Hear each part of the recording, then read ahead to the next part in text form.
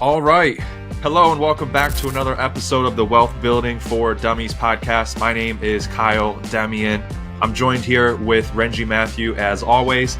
And today we're going to be talking about the marathon mindset and how to make sure that you have endurance along your entrepreneurship journey, because too often, Renji and I have seen it, people just simply give up on their entrepreneurship dreams and their business dreams, but they give up way too early. We've seen before people give up maybe 3 months or so into, going into starting their business. And Renji, we talked a little bit like pre-show about your experience and how we related it back to, sometimes doctors go to school for 6, 8, 10 years, maybe longer. And they don't, they're not making any money. In fact, they're actually going into, student loan debt to be able to have this career, to become a doctor. And too often people are too short-minded when it comes to starting their own business and becoming an entrepreneur. And let's start with that conversation, because I know you have some experience being a nurse in a previous life, right? So talk about your experience and relate it back to how entrepreneurs should have more of a, long-term focus rather than just Yeah, short-term, like almost get rich quick type of focus. I think we're in the world of instant gratification, and that's what causes everyone to quit so easily. I feel like, at least that's what I can speak about my own experience. That's how a lot of the older businesses I tried failed, right? I would work it for maybe a month or a couple of days or something. It's like, this is not working. And then you quit, right? But yeah, like you said, a lot of people go to school for 10 or longer and get into so much student loan debt, and they still push through. And for me, myself, I was going to do pharmacy school. So I went to school, and back then, I'm sure it's tougher now, but you had to have some kind of degree before you could even apply, because otherwise you wouldn't be competitive enough to get in. So I was going to get a degree just to get into pharmacy school. Then I changed my mind to nursing because God had different plans for me. And then I ended up getting done with a biology degree before I went into nursing. So I think altogether I was in school for 8 years and went to nursing, did nursing for a while. But I realized you don't have a lot of freedom because you're working for somebody else, which again, that's not a bad thing, especially if you have a good boss and everything. And I was privileged to have good bosses in my life. So I would have been satisfied doing that. But the thing is, I realized through COVID, barely ever saw my family. You could imagine during COVID, I was working as a nurse. I did 12-hour shifts. I was working at least 4 days a week, up to 6 days a week sometimes. So I had one day off some weeks, and I barely ever saw my family. And a lot of times I work nights, so I would be sleeping in the daytime when my family's up. My son barely even knew me. He would probably wonder who this guy is that slept in the same bed one night a week. So it got to a point where there's different types of tough, right? There's you're going to have a hard time going through school for so many years to work a job that you might or might not like, right? And that's going to be tough. Or there's a different path where you're trying to start your own business, which is also going to be tough because you have to figure things out. You have to make mistakes. You have to be resilient and push through all of those mistakes that you make. But, or you quit easily. And that's why a lot of people don't have the success that they want, is because a lot of it is up here. And like I said, I've failed through many businesses in the beginning. And a lot of it was I didn't have the mindset of, okay, I want to keep growing. I got to a point, we've talked about this many times in the past in our podcast. I would get to a point where, okay, this is good enough income. And then I would try to coast. And the problem with that is if you're not always trying to grow, at least mentally, when a wrench gets thrown at you, you're going to crumble. And then if you weren't trying to grow, you're going to have to either build back, or if you weren't working on your mindset, you're not going to want to do that all over again. Right. And I think that's one of the things that a lot of people hold them back is they think, oh, I'm 40, I'm 30, 40, 50 years old. I have to start over again into a business. I don't know if I want to do that, which, it's totally understandable. You really have to be resilient. You would really have to be willing to humble yourself to learn, or life will humble you without you wanting it to, right? Absolutely. I think that's one of the things too. If you're not willing to humble yourself to learn and always be growing, life will humble you, and that's gonna be a lot tougher than you trying to humble yourself and grow. And there's this like learning curve with everything, and it's especially in business too, right? Where anything that's new often will always come with challenges and just obstacles that you can't really expect, right? And especially that's true with starting your own business. I talked to a brand new business owner the last week, and he was talking about all the different steps he had to go through just to make sure everything was legit. And he's like, now I can finally take a breath of fresh air. And I was like, well, now your business is just getting started, right? Now we got to start, prospecting and helping you start making money. So I think for anybody that's like going to start a new business, I think first and foremost, like you need to make sure you have some financial stability. Depending on your age range, you mentioned like people in their 30s, 40s, or 50s, maybe wanting to get out of the nursing field or get out of their job and become an entrepreneur, become a business owner. But you would probably recommend too that like people shouldn't do that if they're already like struggling or maybe paycheck to paycheck, right? They should probably build up some savings, build up some capital, and then they can make the switch. Would you say the same thing? And if you want, like talk about your personal experience and like what you did to make sure that when you did the transition, it was a success. Yeah, I think for me, the first couple times I failed, I wasn't prepared. I didn't have a savings set up, and I was trying to spend money on the business, which if you're not willing to spend money on yourself to grow your business, you're not going to grow, right? So I was willing to upfront, but I didn't budget the right way. I didn't put money, okay, I have to allocate this much for my bills. I have to allocate this much for spending money on the business or whatever. And I think that's where a lot of people do make mistakes, where they don't know what their numbers are. They don't know what their budget is, which is exactly what I did. And, but yeah, so if you know what you're wanting to do, you got to sit down and make a plan. And this is where mentors will come into play too, because instead of trying to make your path on your own, if you can follow a mentor or someone that has been through the ups and downs, then you're shortening your learning curve, right? You're trying to get here. I think Amrinder mentioned this on the podcast, which it's a perfect analogy. You're here and you're wanting to get here. You have all this way to go, but if you have a mentor that will shorten that curve and bring you closer, why not? Even if you have to pay money for that, because you're either paying to learn or you're paying to lose and trying to learn on your own, and that could take a lot longer. Right, so you're going to figure out your budget, how much you can spend for marketing, how much you can spend for mentorship, how much you can spend for inventory, or whatever you're trying to do. One of the questions I got was, how do you manage the emotional roller coasters that come with pursuing a business dream? I think that's such a great question, because I think that's what is not talked about enough, because there's so many emotions that go, right? Why don't you take that question first, Kyle? Yeah. So, how do you manage the emotions from running your own business when feels like a roller coaster? Yep, exactly. Yeah. So I've always just told myself that I can only control what I can control. And if it's out of my control, I just need to figure out what I can do about it to make it better for my situation. If it's something out of my control, like, clients canceling on you or or not wanting to do business with you, it's like, okay, on to the next one.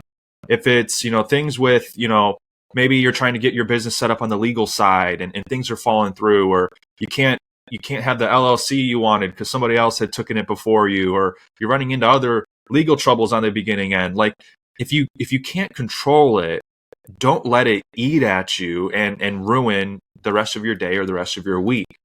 And with that, like that's always just helped me, and to try to take the emotions out of business, because it's never a good thing. When your emotions rise, your logic goes down, and vice versa. When your emotions are low, your logic goes up.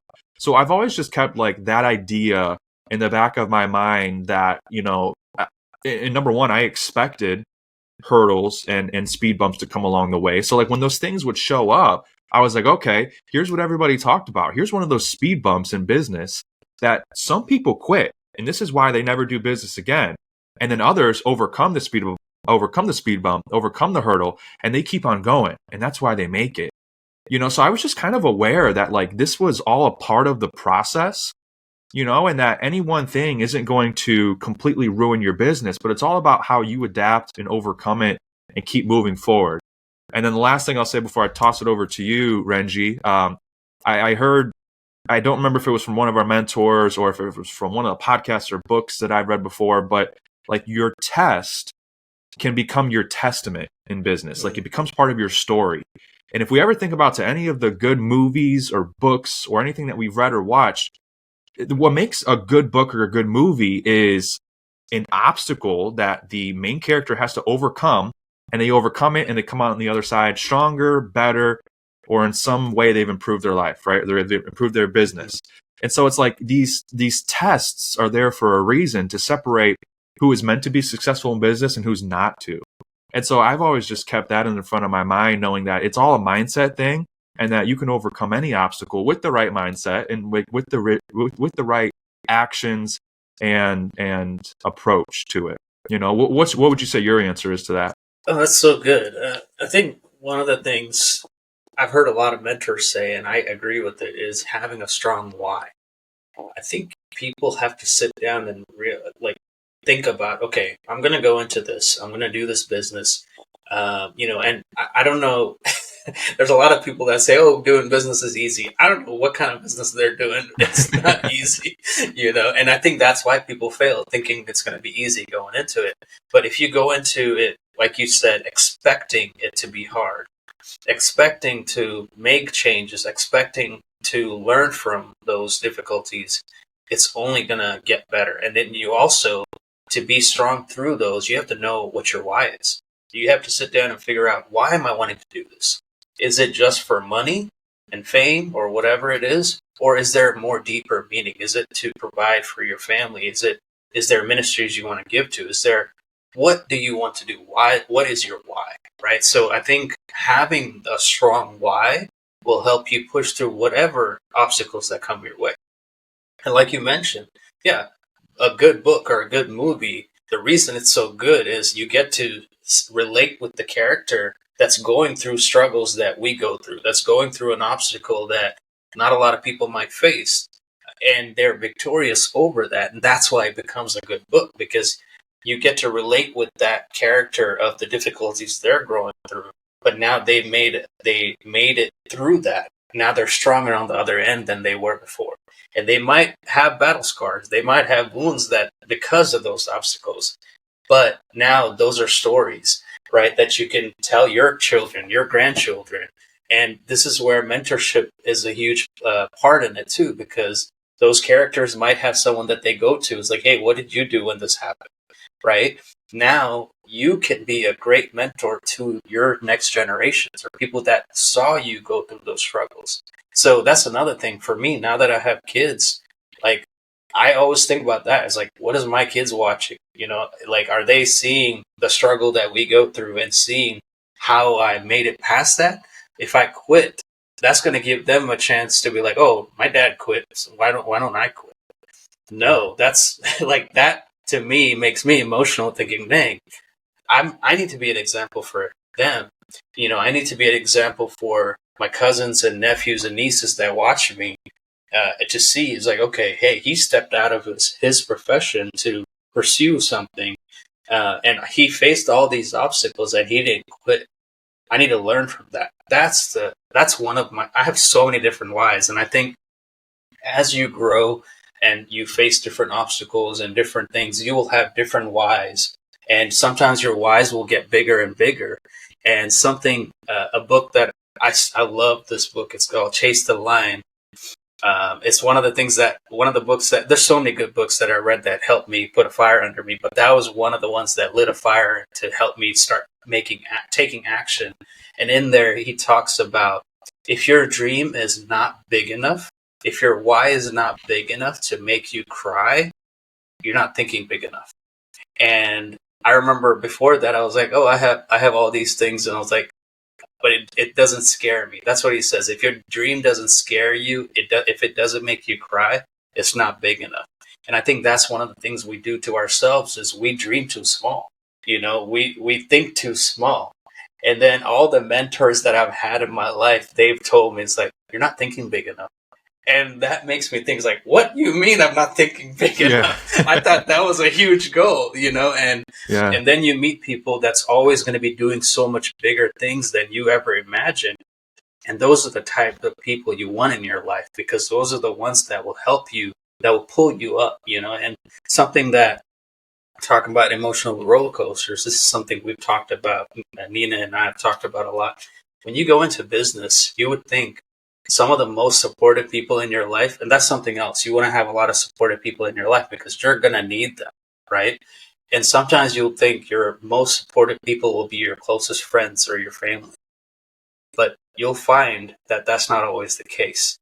I'm fortunate enough to have, my parents were really supportive in all the steps I changed. Even if they didn't think it was the best ideas, they always were supportive. They always checked on me. But like I said, some of your closest friends and family members you thought would be your biggest supporters might not be your biggest supporters when you step out in faith and go into business. You might think they'll be the first one to come do business with you. No. So expect that. I think that was one of the hardest things for me and Nina was, dang, I thought these people would support us, but they don't even bother to ask what we do, right? But dude, I think that, and I think that's something that was a big hurdle for us. But now, because we've been doing this long enough and all the difficulties we've faced, we've realized your time is valuable. All the hurdles you went through, that makes you valuable. Now when people come to you, they want the advice because they don't want to make the same mistakes. So if you can give them advice on the stuff you went through, hey, this worked for me, this didn't work for me, and this didn't because of this. And if you can give those advice to people so that they don't make the same mistakes, how much more valuable are you in their eyes, right? So if you can provide value in any way, and I think that's one of the things people forget when they go into business. Like, yes, there's your why. There's where you want to not have to work and stuff. But are you going into business to provide some type of value to others, or is it for yourself?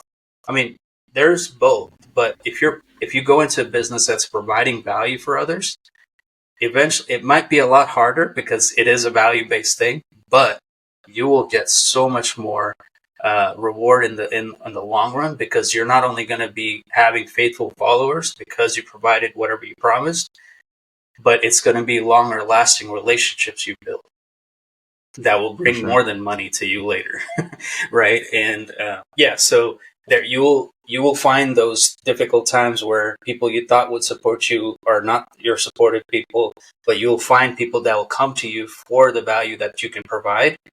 And it gets to a point where you're like, you have to decide. It's like, hey, why am I spending so much of my time and my mind space and energy on these people that don't think of me as someone that can value them?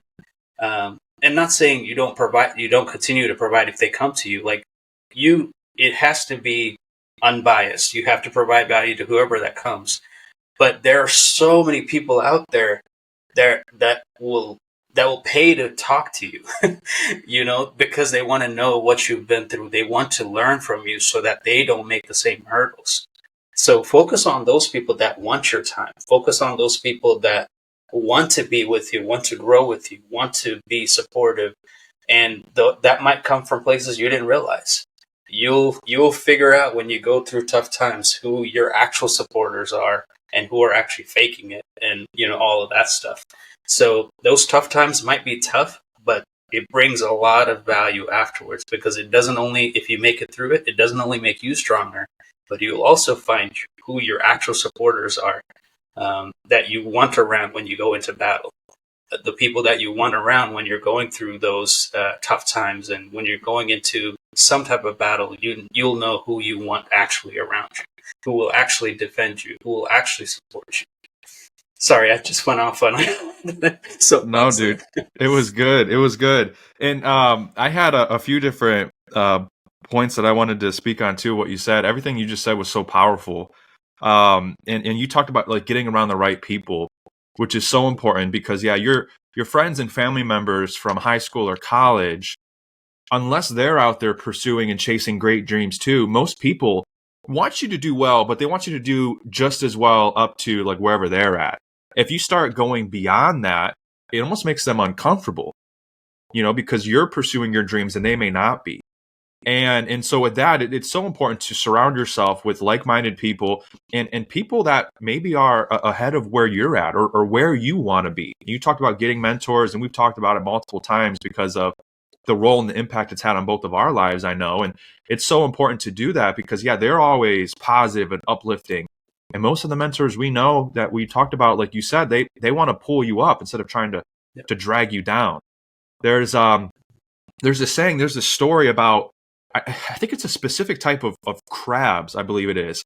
If you put a bunch of crabs in a bucket, you don't have to put a lid on the bucket for all these crabs, because if one starts trying to crawl out, the other crabs will bring it back down, will pull it back down to it. And that's how a lot of people actually get trapped in their entrepreneurship journey. They're trying to crawl out of the bucket, crawl out of the rat race, crawl out of the corporate lifestyle, crawl out of their 9-to-5 job. But their 9-to-5 coworkers are pulling them back like, hey, buddy, it's okay. We have a good time. We get to go hang out and drink on the weekends. We get off at 5 on Fridays, stay with us, stay here.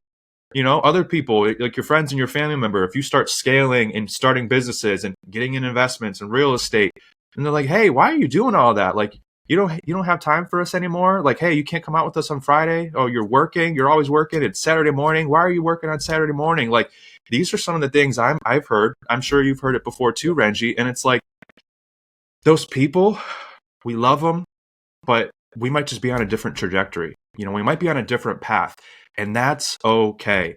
But that's also why it's so important to surround yourself with people that are on the right path, to encourage you and to say, hey, why are you done working at 3:00 on a Saturday? Or why aren't you doing this? Why aren't you pushing yourself more? Like, it's good to have those people that are on your side as well. And then the last thing I wanted to touch on is you talked about, like, who are you an inspiration to? And I started adding that as part of my why. I have little cousins and nephews that, like, I want them to look up to me. I want to be a positive inspiration. And on both of my desks, the one I have here in my office desk, I keep a picture of my grandparents because I want to make them proud. And so, like, I keep these reminders in front of me of my why and why I'm doing what I'm doing. And funny enough, like, as we were talking about it, I looked down at this picture that I have of me and my grandfather. I'll show you guys while we're live. I think this just only makes the podcast even better. But I'm like, I have it on my desk, but it's been on my desk now for probably a year, that it's almost like it becomes one of those things you don't notice anymore. But like, talking about this brought it back up to point of mind. And maybe I'll have to start moving the picture so I see it again. Otherwise, I'm just looking at my monitors and it kind of blends in because it's, everything. I work here every day, right? But focus on, who you want to be an inspiration to, maybe who you want to make proud. And I think those are two really good sources of, like, how to build your why and how to make it so strong that, you can run through all these obstacles and it becomes like it's nothing, because your why is so large, right? So, oh man, that was so good. And we had some questions come in, but we're running at like already 20, 25 minutes or so. We've been doing the podcast. So I think there's one more question that we can cover here before we just run out of time and this podcast gets too long. But let's see. So many good questions and comments. You had a couple on your side. I think this one makes sense because it kind of goes along with what we started off at the beginning. And I think it'll be a perfect end. How do you differentiate between needing to pivot or adjust your strategy versus just giving up too soon? I think that's a real question that I don't think we're going to have a for sure answer to, but I think it's up to you. As an individual, whether or not, number one, you're giving it at all. Are you not seeing success because you're simply just not putting in the work? Or are you not seeing success because you lack skills? Or are you not seeing success because you don't have the right guidance or the support? Like, there's got to be something. And when I say that, we don't want to put the blame on other people. We have to take some accountability too. And you've got to know, like, are you working maybe as hard as you should if you're thinking about pivoting into another business. There's a rule, or I think it's a law, where like if you spend 10,000 hours on something, you become an expert, right? And too many times we want to give up before we reach that 10,000th hour. When we got started in our businesses, the first when we were told in our financial services business, we're told that our first 100 meetings are basically like a practice. You're not going to know all the answers. You're going to feel confused. You're going to feel maybe stressed out in your meetings because you don't know everything, but you just want to help people, right? Your first 100 meetings are like practice. After that point, after that time, you should have a pretty good grasp of business, and you should feel like you know what you're doing. But like that 100 meetings would probably take about 10,000 hours of just other times prospecting, marketing, and follow up and closing and having presentations. Like it probably takes about 10,000 hours to reach your first 100 appointments. But here's the thing, like if you are passionate about what you're going into, if you feel like you're giving it your all, if you feel like maybe you're just missing one or two areas, I would say not to pivot, just to keep on going. Too many people look at, their results in business after 6 or 12 months instead of focusing on what can my results be in 5 or 10 years. We kind of like overestimate what we can accomplish in a short period of time, but underestimate what we can accomplish over a long period of time, and that being 5 or 10 years.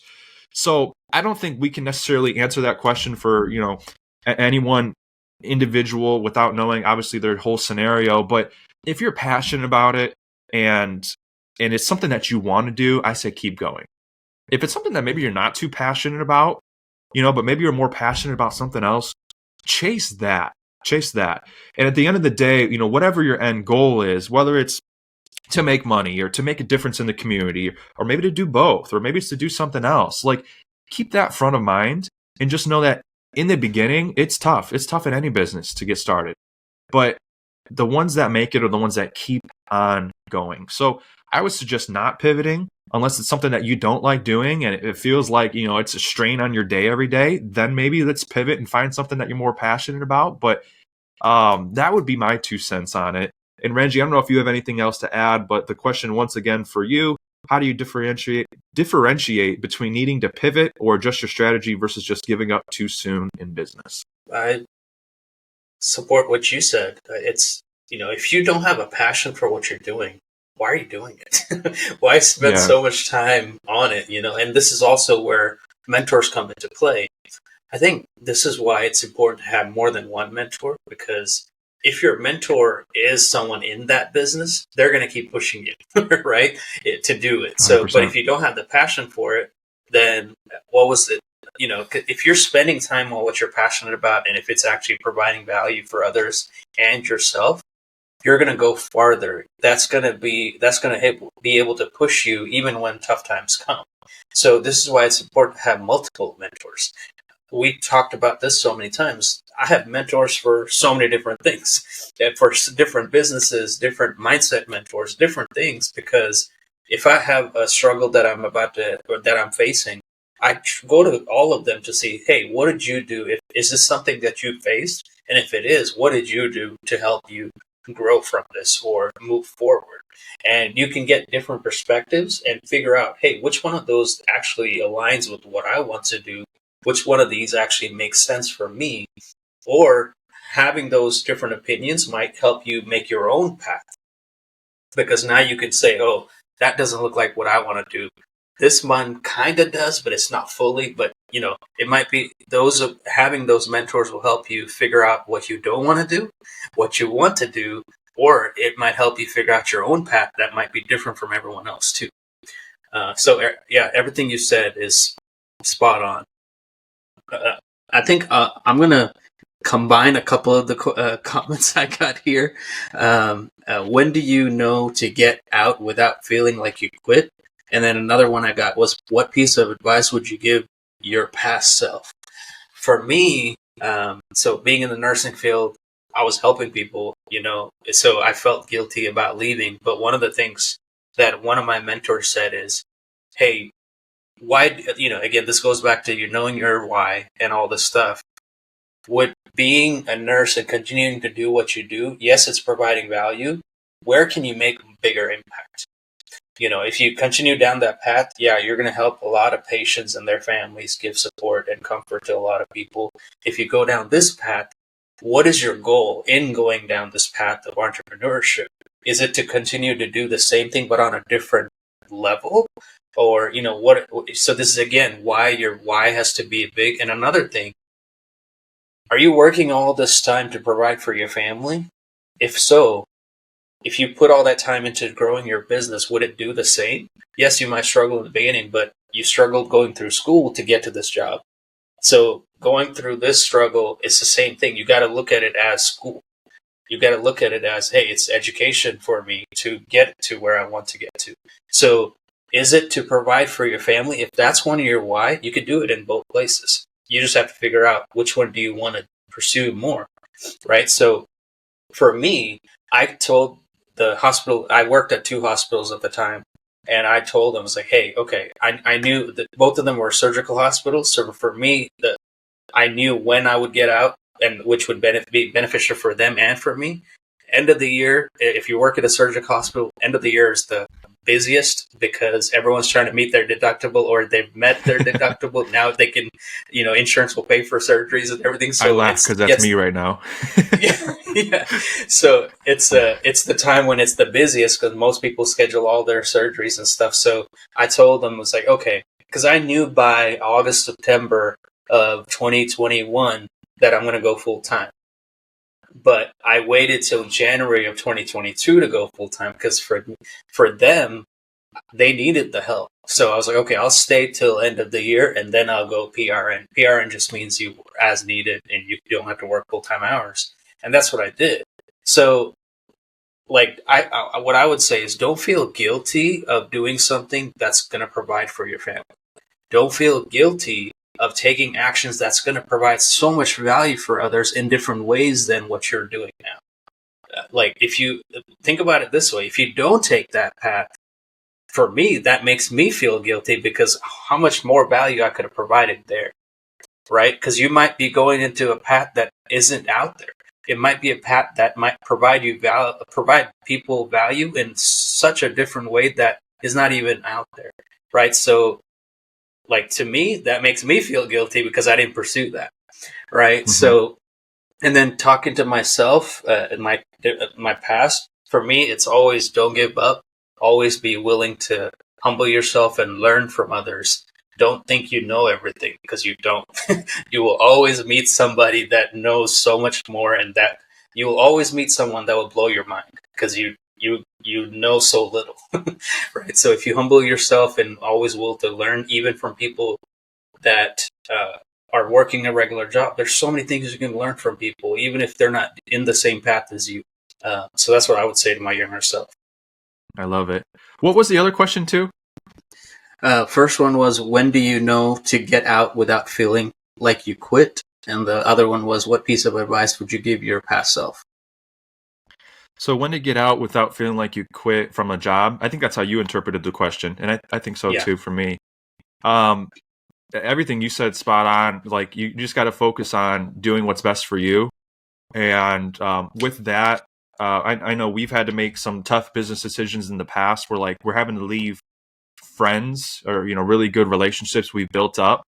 And at the end of the day, I know sometimes, at our places of employment, we build really strong bonds and relationships and friendships. And what I've always had to tell myself is that we can still be friends even if we don't work together.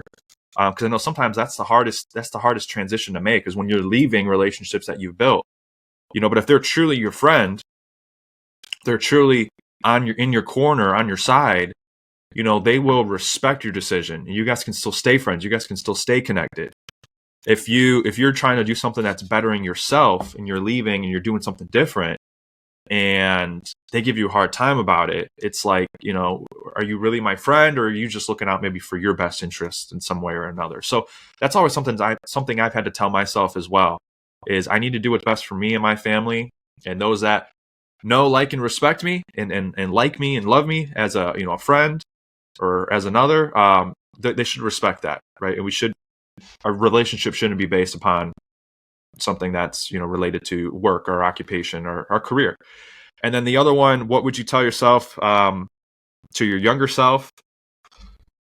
That's a good question. I didn't really take time to think about it, actually, but I guess just go all in and to give it all you've got. And I think that's what I've tried to continue doing. And I've been in the financial services business for 6 years, so like I've tried to practice some of the things that we've talked about today. So like just going back to my younger self would be to listen to your mentors, read books, and follow what they say in the books. And I think that's what I followed pretty well, because I'll tell you what, and I think this goes back to another question that we kind of had. Can you give a personal experience where you felt like giving up on your business? There's been so many times where I felt like quitting or giving up, but I just keep telling myself, just go one more day, just go one more week. Yeah. Like, why quit right now? I don't really have a plan B. If I did have a plan B, it's going back to working 9 to 9, which I used to do for a few days a week at my previous job in sales. So it's like, I don't want to go back to that life. So I don't have a plan B. I've burned the boats. I don't have another option. I'm just going to keep going until I get to the point where I want to be in this business, and then from there, there's going to be new goals and new levels that we're going to set for goals of where we want to get to. So like, just follow your mentor's advice, read books, educate yourself, and just try to get out of your head as much as possible, and just keep doing the work, keep focusing on money-making activities. There's only so many things that you can do in a given day that's actually going to potentially produce money and revenue for the business. And that's, prospecting, talking to clients, following up, having presentations, having conversations about, what you do, and cutting out the fluff from our day that just doesn't produce any money or isn't moving the ball forward or moving your business forward. Like, just focus on what you can do to potentially generate revenue, right? And too often, people get caught up in the training or, having a need to know everything. But that's where mentors can come in and just taking action, So with that, I think that's a good spot to end our show. Renji, anything else that you want to add? We've gone on for almost 40 minutes here, but we've dropped a lot of, I think, good advice for people that are, just starting out in business. But anything you want to add to wrap us up? Yeah, something when you were talking made me think of a quote that Ed Milet says. It's like, be that one person that in your family that stepped out in faith and did all the things to, turn back and pull everyone with you, right? Because most people won't take those risks. Most people won't step out in faith and start a business or whatever, right? Be that one crazy person that everyone thought was crazy, but you proved them all wrong by being successful. But you didn't do it to prove them wrong. You did it so you can pull them with you and help them get there, right? So that always sticks in my mind. It's like, am I that one crazy person in my family that decided to do all this stuff, that everyone thought was crazy and weird or whatever? But, looking back, how many of those people reached back out to me to get some advice, which is, if you think about it, that's awesome.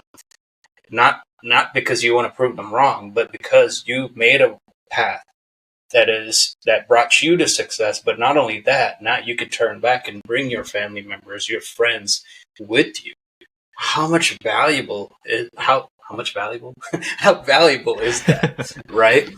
So again, know your why, because that's going to push you through all the obstacles that you come across, and make sure your why is big enough to scare you, or your why is big enough to make you cry. If it's not, you're thinking too small. One little tip that I found too in a book, I can't recall the name. I'm good with remembering these different things. I just don't remember where they came from initially. But one practice I've gone through to actually find my why, because some people ask like, okay, how do I find my why? I want to have money, right? And it's like, that's not deep enough. You got to go deeper. But how do you go deeper? And you ask yourself, what is your why? And then you write out something, whatever comes to mind initially. And then you got to ask yourself again, why do you want that? And then you write out your answer. But you go 7 levels deep of asking yourself, why do you want that? Why that? Why now? Why?